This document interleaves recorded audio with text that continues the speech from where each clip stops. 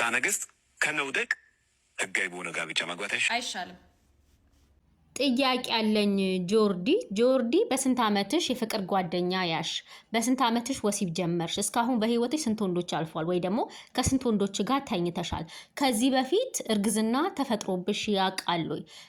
ከተፈጠረብሽ እንደ መፍትሄ የወሰድሽው ነገር ምንድን ነው?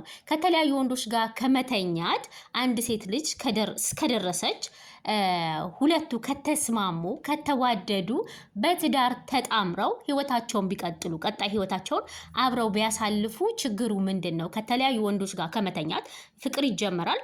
ከዛ በኋላ ወሲብ ካደረጉ በኋላ ወይ ደግሞ ካልተግባቡ ተለያይተው የተለያዩ ወንዶች በአንድ ሴት ልጅ ላይ ከሚያልፍ ያኔ በህይወቷ ብዙ ወንዶችን ከምታሳልፍ ተሰብስቦ መኖር አይሻልም ወይ? በትዳር ተጣምሮ መኖር አይሻልም ወይ ብለሽ ነው ወይ የምታስቢው? ሲቀጥል ፍትሐ ነገሥት ይታደስ ብለሻል።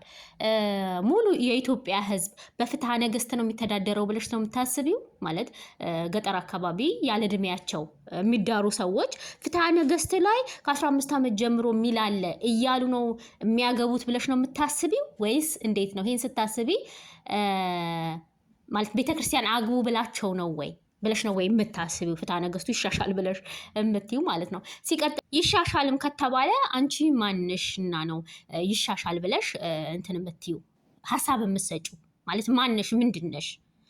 ሲቀጥል መምህሩ እንግዲህ ለወጣቱ ነው ምክር እያስተላለፉ ያሉ። የተቀደሰ ሀሳብ ነው በነገራችን ላይ እየተናገሩ ያሉት እና ምንድነው አንቺ እንደዚህ የሚያንጨረጭርሽ? ስለደረሰ ሴት እየተወራ እንዴት ነው አንቺ በቃ ትኮነተላለች? አዎ ይሄ ይፈጠራል ኢትዮጵያ ላይ። ምክር ማስተላለፍሽ ቆንጆ ነው፣ ግን መምህሩን አታክሽ የምትመልሽው ነገር ይሄ አይ ዶንት ኖ። ቢያንስ ወንጀለኞችን እያታክሽ እንኳን ብትመልሺ ኦኬ፣ ግን መምህሩ ምክር ነው እየሰጠ ያለው።